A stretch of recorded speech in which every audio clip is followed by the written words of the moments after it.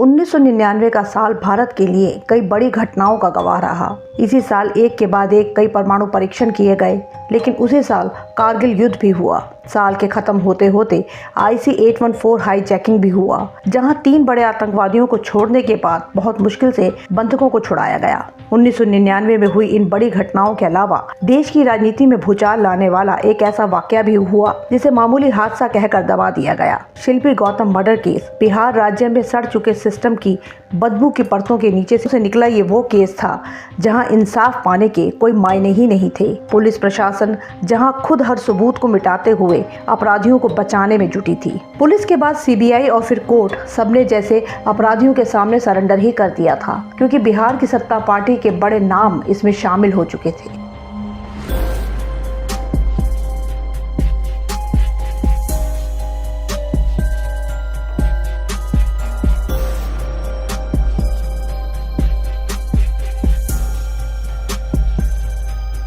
आज की कहानी है बिहार के कुख्यात शिल्पी गौतम मर्डर केस की। इसके बारे में जानने से पहले हम इन 2 कैरेक्टर्स के बारे में जान लेते हैं। पहली थी शिल्पी जैन। 23 साल की शिल्पी जैन पटना के एक बड़े कपड़ा व्यापारी उज्जवल जैन की बेटी थी।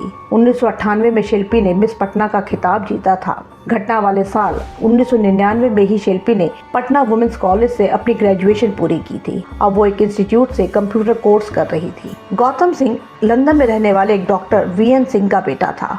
उसके माँ बाप और एक बहन सभी लंदन में रहते थे। गौतम के पिता पटना में रहते हुए लालू प्रसाद यादव के काफी करीबी रहे थे। इसी मेल जोल के चलते गौतम का झुकाव भी राजनीति की तरफ होने लगा। इसीलिए पूरे परिवार के लंदन शिफ्ट होने के बाद भी गौतम पटना में ही रुक गया था।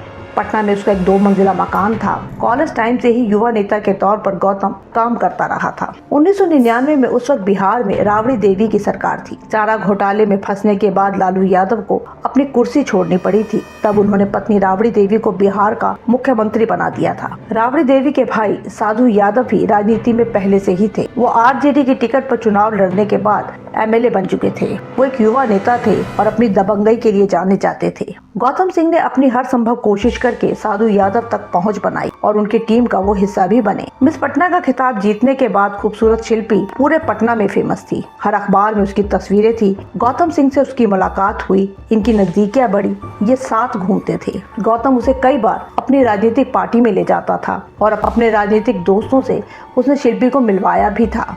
कहा जाता है कि दोनों शादी करना चाहते थे, लेकिन गौतम को डर था कि शिल्पी के पिता इसके लिए राजी नहीं होंगे। तब उसने साधु यादव से शिल्पी को मिलवाया और भविष्य में शादी के लिए मदद भी मांगी थी। साधु यादव ने भी गौतम सिंह को मदद का भरोसा दिलाया था। 3 जुलाई 1999 को 11 बजे के करीब शिल्पी रिक्शे से अपने इंस्टीट्यूट जाने के लिए निकली। रास्ते में उसे कार में सवार एक जानकार मिला। ये गौतम का दोस्त था जिसे शिल्पी पहले भी मिल चुकी।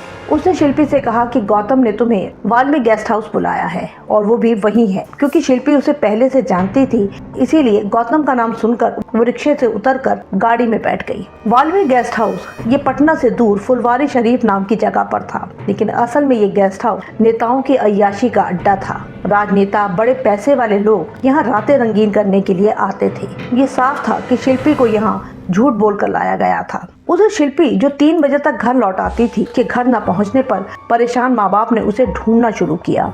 शिल्पी के दोस्तों और जानकारों को फोन किया गया, लेकिन उसका कुछ पता नहीं था। उधर गौतम भी उसे मिलने के लिए ढूंढ रहा था। इसी दौरान किसी जानकार से उसे पता चला कि शिल्पी को फुलवारी शरीफ के गेस्ट हाउस ले जाया गया है। ये सुनते ही गौतम के होश उड़ गए। वो उस गेस्ट हाउस की असलियत जानता था। वो फौरन अपनी सफेद रंग की ज़ेन गाड़ी में सवार होकर वाल्मीकि गेस्ट हाउस पहुंचा। ये कार भी उसे साधु यादव ने गिफ्ट की थी। गाड़ी से उतरकर वो अंदर की तरफ भागा, जहां गेस्ट हाउस में कई लोग थे। ये सभी पॉलिटिक्स से जुड़े हुए उसके दोस्त थे। एक कमरे से लड़की के चीखने की आवाजें आ रही थी। वो मुझे छोड़ दो, मुझे छोड़ दो, ऐसा चिल्ला रही थी। गौतम फौरन उस कमरे में घुसा तो उसकी सांसें थम गई। उसका खून जैसे जम गया था। कमरे में एक बेड पर शिल्पी सहमी सी बैठी थी। उसके कपड़े फटे हुए थे और वो बुरी तरह से रो रही थी। उस बेड के आसपास कमरे में 3-4 लोग खड़े थे और ये सभी लोग गौतम के जानकार थे। कहा जाता है कि उन लोगों में से एक साधु यादव भी था। गौतम को देखते ही शिल्पी और जोर से रोने लगी, लेकिन कमरे में खड़े हुए लोग ये सब देखकर हंसने लगे। गौतम चिल्लाया कि उसे छोड़ दो, पर वहाँ उसके सुनने वाला कोई नहीं था। गौतम को कमरे से बाहर खींचकर उस पर लातों घूंसों की बौछार शुरू कर दी गई। गौतम ने उनसे लड़ने की कोशिश की, लेकिन वो सबका सामना नहीं कर पाया। इसके साथ ही शुरू हुआ शिल्पी के साथ दरिंदगी का दौर। ये सब मिलकर शिल्पी को नोचते खसोटते रहे और उधर गौतम को लगातार पीटा जाता रहा। वो शिल्पी को बचाने के लिए कुछ भी नहीं कर पाया। हैवानियत का ये खेल कई घंटों तक चला। गेस्ट हाउस का वो कमरा शिल्पी और गौतम की चीखों से भर गया था, लेकिन जब तक इन लोगों का मन भरा तब तक शिल्पी और गौतम की सांसें टूटने लगी थी। कमरे में सन्नाटा छा चुका था। राजनीति के सपनों में खोया एक नौजवान अपने प्यार और सपने को टूटते हुए देख रहा था। इन लोगों को पता था कि शिल्पी और गौतम को जिंदा छोड़ना खतरनाक होगा। तब वहीं पानी में जहर मिलाकर इन दोनों को जबरदस्ती पिला दिया गया। उधर देर रात होने तक शिल्पी के वापस न आने पर परेशान माता पिता गांधी मैदान थाने में पहुंचे और बेटी के लापता होने की रिपोर्ट लिखवाई। शिल्पी की तलाश में वायरलेस में मैसेज भेजे गए। पता चला कि शिल्पी को आखिरी बार एक शख्स के साथ मारुति कार में बैठते हुए देखा गया था और वो कार फुलवारी शरीफ के पास देखी गई थी। ये रात 8 बजे की बात थी। इसके 1 घंटे बाद ही रात 9 बजे के करीब गांधी मैदान में ही एसएसपी के ऑफिस के पास कुछ एमएलए के बंगले थे। इन्हीं में से एक बंगला साधु यादव का भी था। यहीं के एक बंद पड़े गैराज के बाहर पुलिस की कई टीम्स पहुंची। गैराज पर बाहर से ताला लगा था। ताला तोड़कर दरवाजा जब खोला गया तो अंदर एक सफेद जेन कार खड़ी थी। ये वही गौतम की कार थी। बंद पड़े गैराज में आखिर ये कार कैसे पहुंची? उस अंधेरे गैराज में पुलिस ने जब टॉर्च से देखा कि कार में 2 लाशें थी। ये शिल्पी और गौतम थे। इनके शरीर पर ना के बराबर कपड़े थे। गौतम के शरीर पर कोई कपड़ा नहीं था, जबकि शिल्पी ने एक टी शर्ट पहनी हुई थी। ये गौतम की ही टी शर्ट थी। वहीं पहुंचते ही पुलिस ने पूरी जगह को कवर किया और अपनी जांच शुरू की। कुछ मिनट बाद ही पुलिस को मरने वालों का नाम मालूम था। पूछने पे पुलिस का कहना था कि मिस पटना रह चुकी शिल्पी को सभी पहचानते थे और गौतम भी युवा नेता के तौर पर कई बार गांधी मैदान थाने तक आता रहा था। लेकिन ये सबसे बड़ा सवाल था कि पुलिस को इस बंद पड़े गैराज में खड़ी हुई कार की खबर किसने दी थी जिसमें शिल्पी और गौतम की लाश थी। इसका जवाब किसी के पास नहीं था। अभी पुलिस को वहां पहुंचे आधा घंटा ही हुआ था कि 9:30 बजे के करीब साधु यादव अपने समर्थकों की भीड़ के साथ वहां आ पहुंचे। चीफ मिनिस्टर के भाई और एक दबंग एमएलए साधु यादव को देखकर वहां हड़कंप मच गया।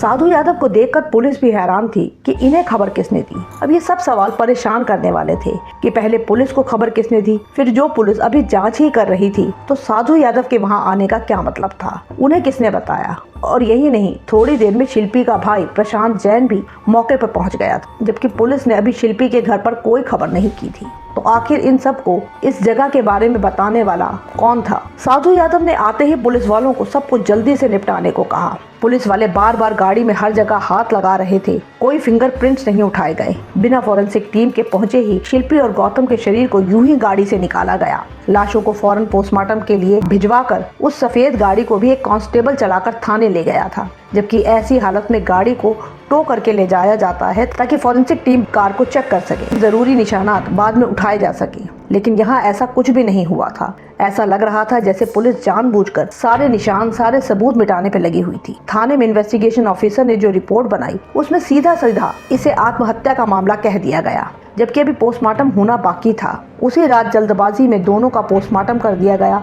गौतम का परिवार लंदन में था। उनके आने का इंतजार किए बिना ही आधी रात में ही गौतम का और अगले सुबह शिल्पी का अंतिम संस्कार कर दिया गया। आखिर पुलिस को इतनी जल्दी किस बात की थी? पुलिस ने शुरुआती जांच के बाद ये डिक्लेयर कर दिया कि गौतम और शिल्पी गाड़ी में एसी चलाकर संबंध बना रहे थे। कार बंद थी, जिसकी वजह से उन्हें घुटन हुई और दम घुटने से उनकी मौत हो गई। फिर ये भी कहा गया कि शिल्पी और गौतम दोनों प्यार करते थे, वो शादी करना चाहते थे, लेकिन शिल्पी के पिता राजी नहीं थे, इसीलिए दोनों ने बाद में जहर खाकर खुदकुशी कर ली। अब पुलिस खुद ही अलग अलग थ्योरी पेश करने में लगी हुई थी, लेकिन कई चश्मदीदों की वजह से 3 जुलाई से जुड़ी कई बातें फैलने लगी थी। दबी जबान में लोग कह रहे थे कि ये हादसा या आत्महत्या नहीं है, बल्कि मर्डर है। जांच में लीपापोती के चलते पुलिस पर इल्जाम लगने लगे थे कि ये लोग किसी बड़े नेता को बचा रहे हैं और इसमें साधु यादव का नाम मुख्य रूप से था। उधर शिल्पी और गौतम के घर वाले भी पुलिस की जांच और बेहुदा थ्योरी से सहमत नहीं थे।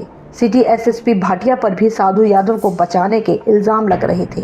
ये खबर फैलते ही विपक्ष ने हंगामा शुरू कर दिया और सड़कों पर प्रदर्शन होने लगे। पटना की गलियों पर गुस्से से भरे लोगों का हुजूम था, लेकिन पुलिस की हिम्मत नहीं थी कि साधु यादव का नाम एफआईआर में भी दर्ज कर सके। पर बढ़ते विरोध प्रदर्शन से राबड़ी देवी पर दबाव पड़ा। आखिर सितंबर 1999 में घटना के 2 महीने बाद मामला सीबीआई को सौंप दिया गया। सीबीआई ने फौरन जांच शुरू करते हुए शिल्पी के कपड़ों को फॉरेंसिक जांच के लिए हैदराबाद भेजा। वहां से आई रिपोर्ट में साफ था कि शिल्पी के कपड़ों पर 1 से ज्यादा लोगों के सीमन के ट्रेसेस मिले थे, यानी कि उसके साथ कई लोगों ने मिलकर रेप किया था। इस मामले में शक के आधार पर साधु यादव और उसके कुछ समर्थकों, जो कि गौतम के भी दोस्त थे, इनका ब्लड सैंपल डीएनए टेस्ट के लिए लिया गया। लेकिन साधु यादव ने पहले पुलिस और फिर सीबीआई को भी अपना खून देने से साफ इनकार कर दिया और ये जांच आगे बढ़ ही नहीं पाई। सितंबर 1999 से 2004 तक सीबीआई की टीम ने पटना और फुलवारी शरीफ की गलियों में हर तरह की छानबीन की।